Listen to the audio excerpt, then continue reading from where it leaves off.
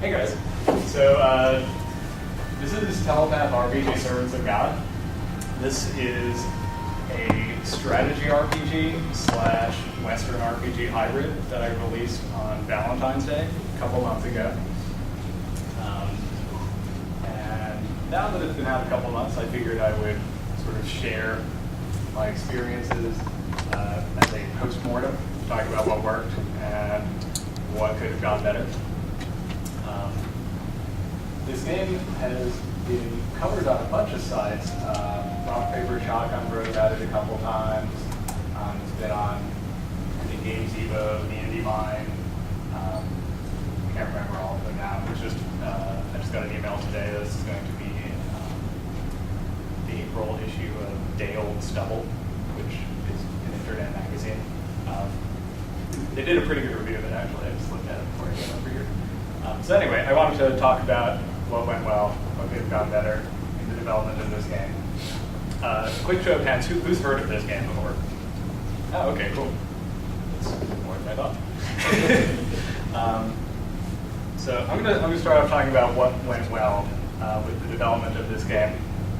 Could you demo or anything? Oh yeah, sure. Absolutely. I haven't seen it. Yeah.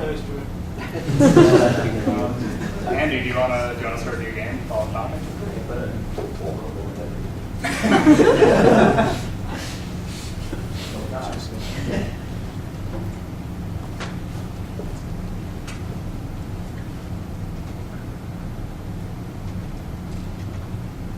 So in a lot of ways, this is a pretty traditional RPG in a lot of ways. You kind of customize a character at the beginning, and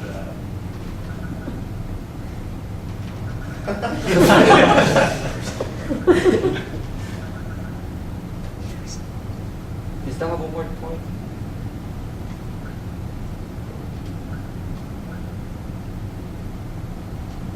as you can see, there are different things you can focus on in the game. You can sort of focus on just kicking everyone's butt in combat. There are a lot of defensive techniques you can focus on. You can also you can choose to focus on personality, which makes you more persuasive when you're talking. There's a lot of dialogue trees in this game. And sort of the better your personality, the more you're able to manipulate and persuade other people. And you can also choose to focus on basically telepathic manipulation powers, which lets you scan people and sort of pick up on buried memories and maybe manipulate the way they're thinking. There are advantages to all the different focuses, and they all just sort of support different play styles. Anyway, let's get to the post-mortem part. You guys can sort of watch as Andy plays to get a better sense of what this game is about. So let's start with what went well. I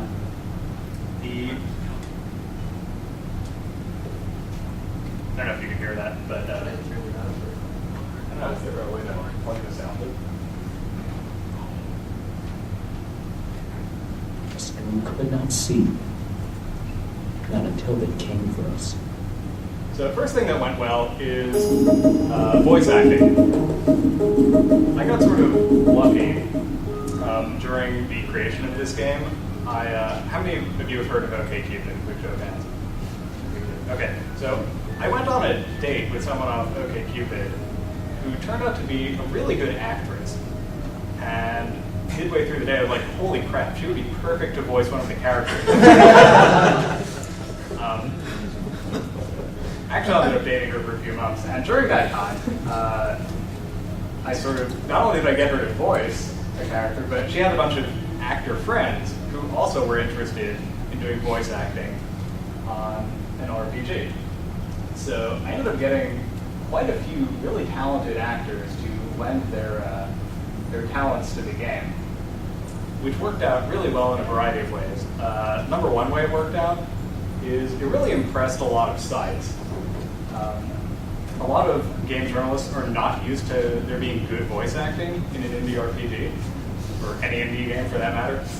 So if you can get good voice actors for your game, it will make an impression. And it worked out in this game's favor. What one other important thing that worked well with the voice acting is I didn't overcommit. There's sort of a trend in RPGs now where everything has to be 100% voiced.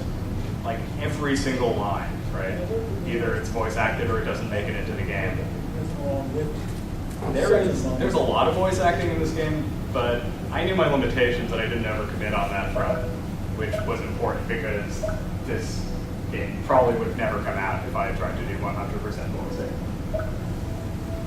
It's like Clint Eastwood says, man's got to know his limitations. Let's get out.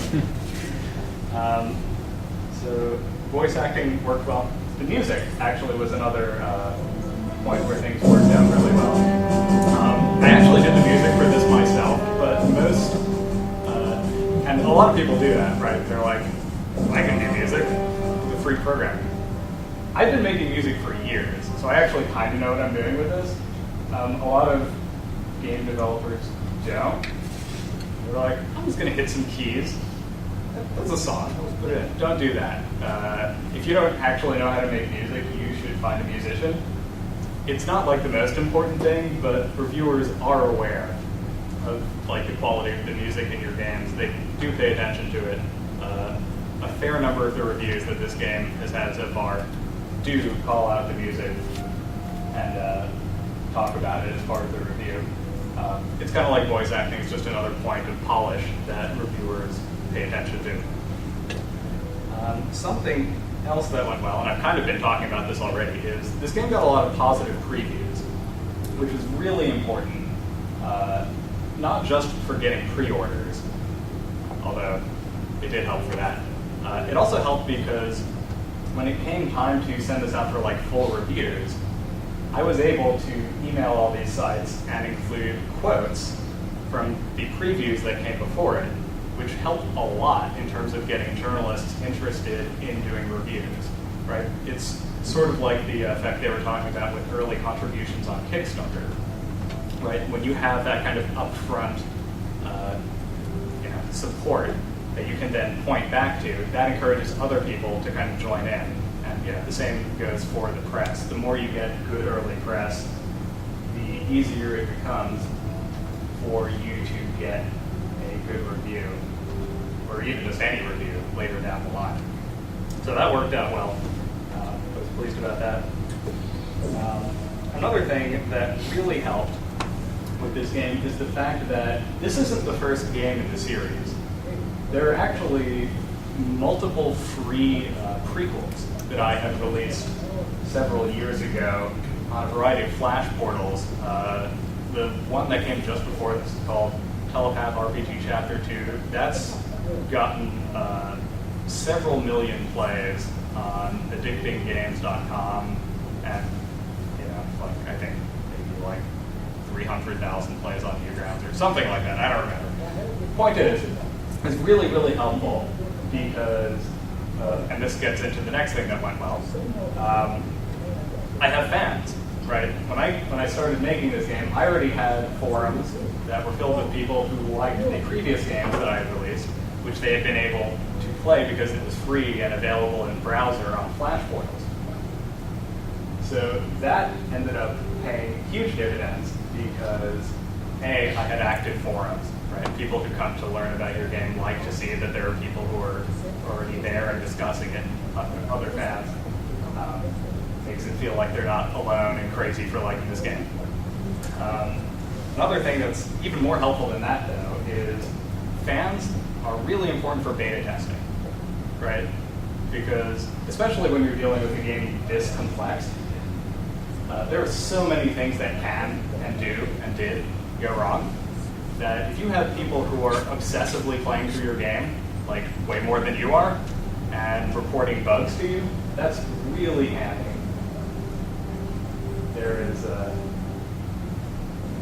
There's no way I would have found all of the bugs that all my fans found in this game, and it really helped in terms of being able to release it in a relatively polished state.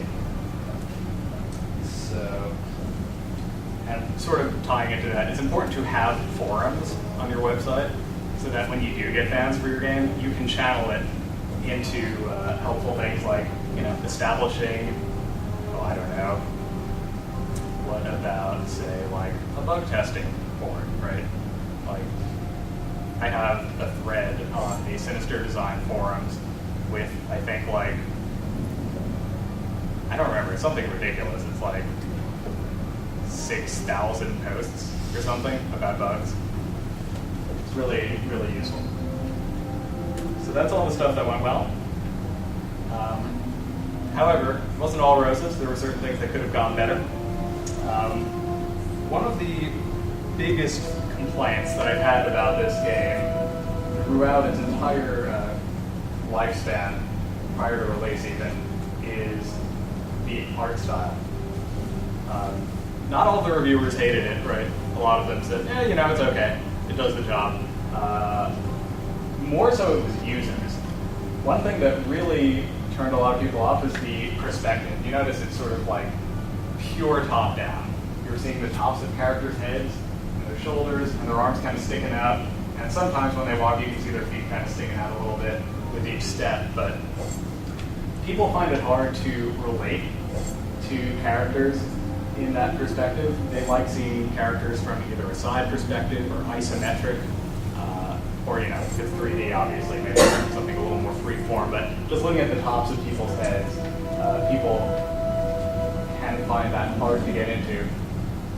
I decided that going forward I would not use this perspective again, though it's a little late for this particular game. In the future, I certainly will be using a different perspective. There were other problems with the art direction as well. It's a little aesthetically inconsistent. Like if you look at this, you can see the background tiles are all raster images, right? They're created in Photoshop or PaintShop Pro, and they're sort of baked in images like a PNG or a JPEG.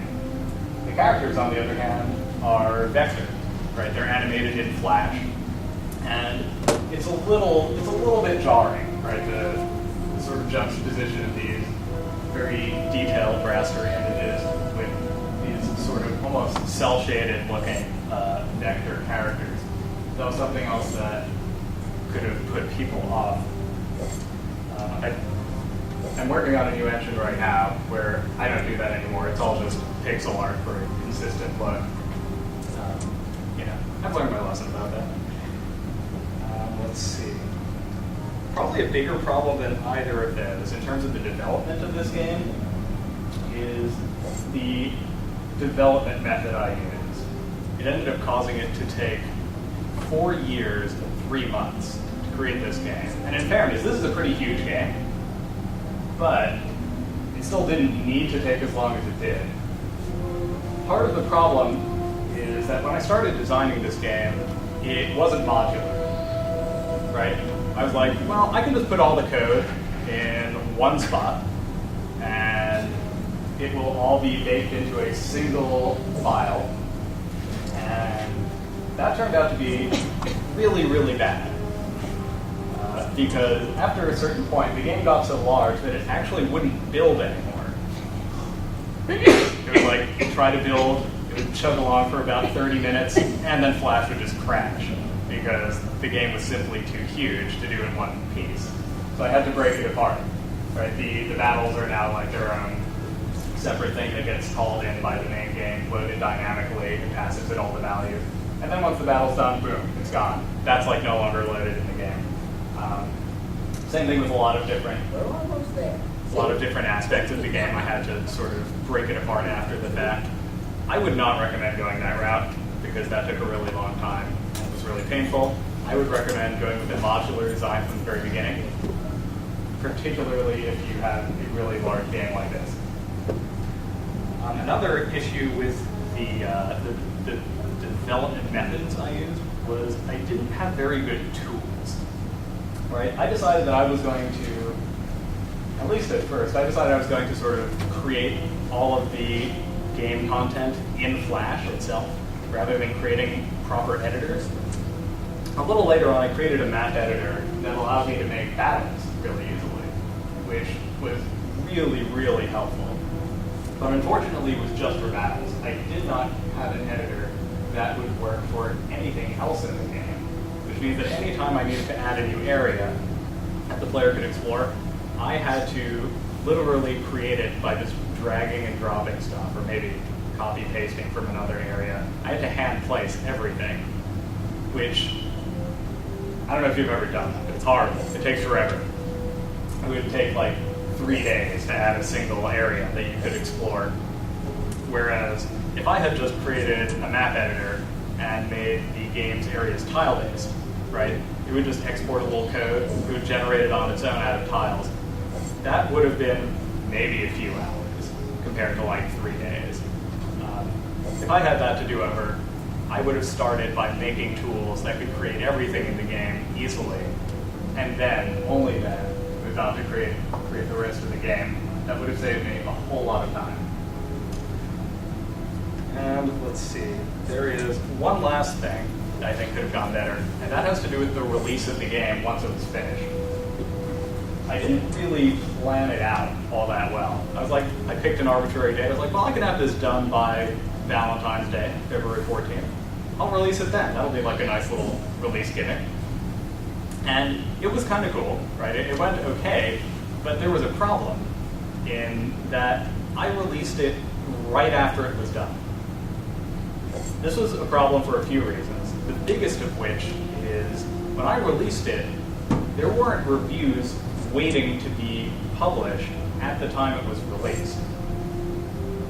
Right? What usually happens with games, if you're someone who develops games and you actually think about this stuff, is who's gonna die? That's not good. Oh, you got it. Okay, never mind. So, what you usually should do is you should finish your game and leave at least a month or two afterwards before you release it. Because that way you can send out complete review copies to various websites. They have time to play through the game, write a review, and then when you actually, bless you, then when you actually release the game, they've got reviews that they can publish upon release, which sort of helps people decide to go buy it as soon as it's released. Whereas right now I'm kind of in an iffy situation with this, where I'm sort of, reviews are still trickling in, like I mentioned before, which isn't ideal. It's better than not getting reviews at all, but ideally you should have a lot of good reviews ready to go at the very moment that you release your game. And that is not a mistake I'm going to make again in the future. I'm going to make absolutely sure that I leave some time between completing the game and releasing it so that I can get reviews upon release of the game. And that is all I have. Are there any questions? What do you suggest in the case of, let's say, a mobile game? Does that change the review thing? Do you think it follows the same formula as a PC game? I don't think it does. The idea of sitting on a mobile game for a month so people can review it sounds insane to me, considering a lot of mobile games you can make in 3 months. This took you longer than that. Yeah, I don't know. I haven't done any mobile games, so I don't have any special insights into that particular aspect of the business. But let me just say this. The time that you spend developing a mobile game, it's important that you get a good return on it, right? And most sales from a game happen when you release it, more or less. So you want to have as successful a release as possible. If that means maybe holding off the release for a month, so that when you do release it, you sell a lot more copies, I would think that would be a worthwhile trade-off. But that's a decision you have to make for yourself, obviously. Well, I think the big thing is that you need people to have experiences. So with the mobile game, that's something that you can probably in most cases get the full experience in a certain amount of time. Whereas with something like your game, Craig, that probably takes a lot longer to digest than a mobile game. Maybe it would be good just to scale the amount of time you leave before release, so people feel like they can write a good review with the time that you've given them.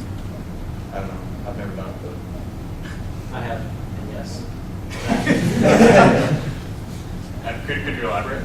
Arkham City Lockdown came out about 2 weeks from the time that we submitted it and were approved until it's actually available. so we just sent review copies that they have 2 weeks. So it takes you 3 months to make it. It's exactly like you said. The game's shorter, so if you're going to expect somebody to play 40 hours of your game, then you need to give them some time. But it's a game that can be completed or experienced to the full reviewability in just a few hours, then they don't need. So, I mean, Any other questions? yes. Do you have any numbers that you can share? Or you? I don't have them with me. I will have some soon. I'm planning to do a. See, I made a decision when I was pricing this that I was going to start off with a relatively high price, right? Sort of what Jeff Vogel used to charge for new Averno games, $24.95.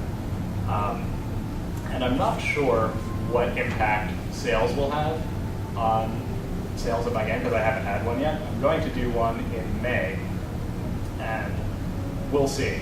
Once I sort of have like some comparative data, so I can really say something meaningful about the pricing of the game, then I'll be releasing some numbers.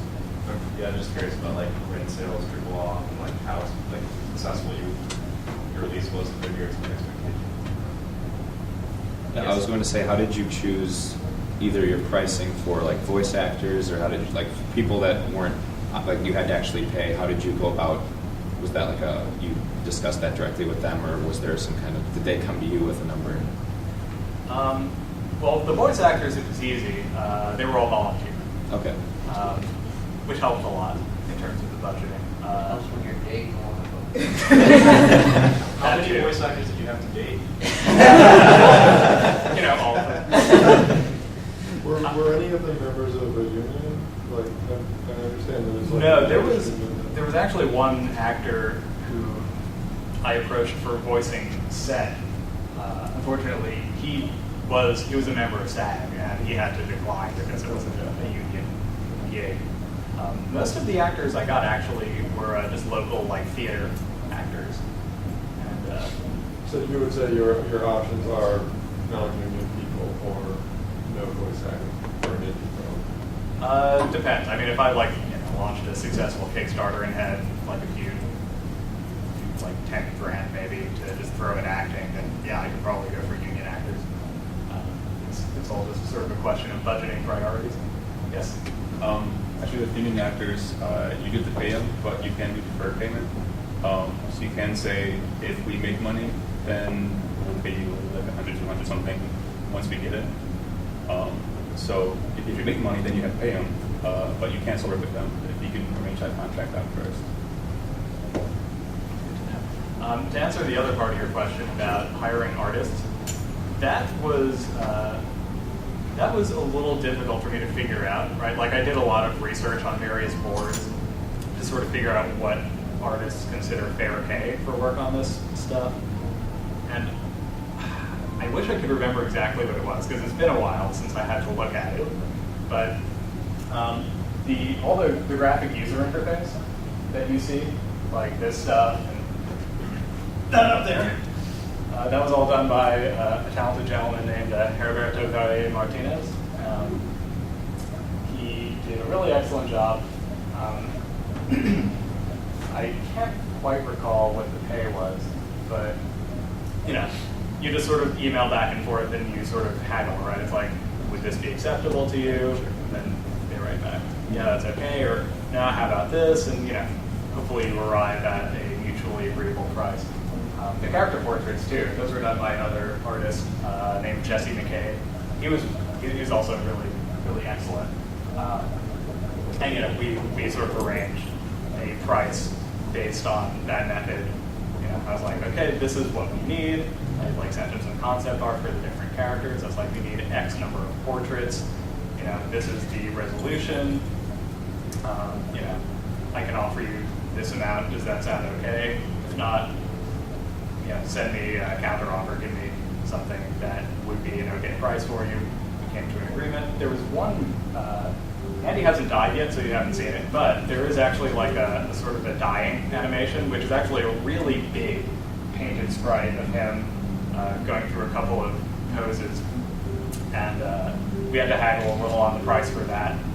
I was almost sort of working a la carte with him. It's like whenever I needed new portraits, I would email him and I'd be like, hey, I need X portraits of this, this, this, and this. I can offer you this. Does that sound okay? You know, we just go back and forth. Yeah. Yes. What's the progress of building the levels? What was the process of Is building it one? is it like a solid image, or did you build it by sprite? No, this is made in Flash. So the way Flash works is there are different kinds of objects that you can sort of nest inside each other. So like this background is all one giant object. It's called a movie clip in Flash. It's all one giant object, and there are different layers of other objects that you sort of put in it.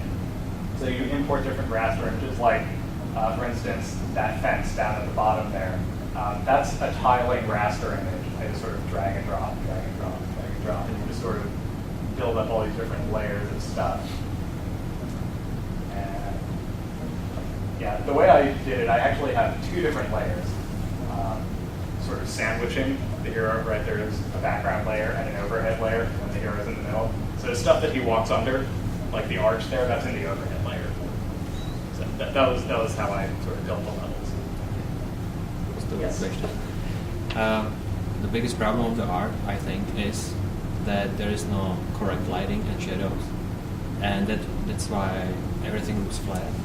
And also, use cartoon characters and realistic textures, and this doesn't work very well. So there must be more balance between cartoon background and cartoon characters.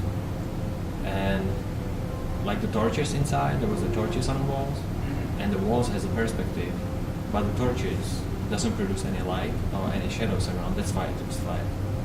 So last time, the last meeting here, there was an Asian guy who was showing the ray casting feature. Yeah, I remember. That would help a lot.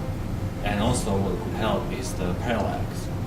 So Yeah, I mean, obviously there were a lot of issues with the art. I talked about some of them. You mentioned some of them.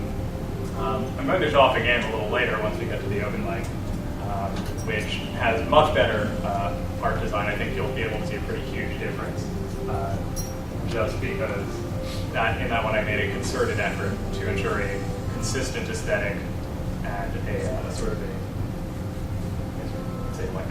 pleasant perspective, right? More of like an oblique three-quarter perspective rather than the straight top-down. Haven't gotten to light yet, but that'll be interesting. Yes? What other people did you collaborate with? Was it just like this sort of a la carte, art find, or did you have a writer or other collaborators? There are. I did literally everything except for the voice acting and the artists I collaborated with. And the two that I mentioned, those are the only artists I collaborated with on this. I did have some volunteer help from a couple of artists. There was a girl named Lauren Linden who was originally actually a fan of Telepath and RPG Chapter 2, and she was sort of on the forums all the time. And she did all this really awesome fan art. I was like, hey, do you want to do some concept art for this? So she actually did a lot of concept art, particularly for the character portraits, which was really useful because it reduced the amount of work that I had to pay Jesse McKay for doing the finished portraits. Did any of your sort of programmer art make it in the game, or did you replace any sort of placeholder? Was all placeholder art eventually replaced by stuff you paid for? No, I mean like all of these background tiles and all of the characters with their various animations, I did them. Okay. And is this how is this sold? Steam or? It is. I haven't heard back from Steam yet. That was another problem actually with the releases. I should have emailed them well in advance of the release, and I didn't. So I'm still waiting to hear back from them. How long ago did you email them? A month or two. So, yeah. So I don't know. They'll, I assume, get back to me at some point. But for now, I'm just telling it. Oh, there it is. There's the dead end. So, how did you find your artists? That's a great question. How did I find them? I know I posted on TakeSource, right? And I'm sure they're up I don't think I posted on DeviantArt. There are a bunch of art forums that I sort of looked for people at. I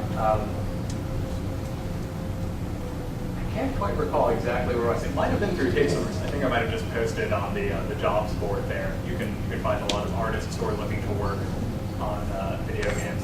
Yes? Just really quick, the last lecture about Kickstarter, did you think about putting this on Kickstarter by any chance? Well, it's already released, so Yeah. I feel like I'm a bit douche doing it.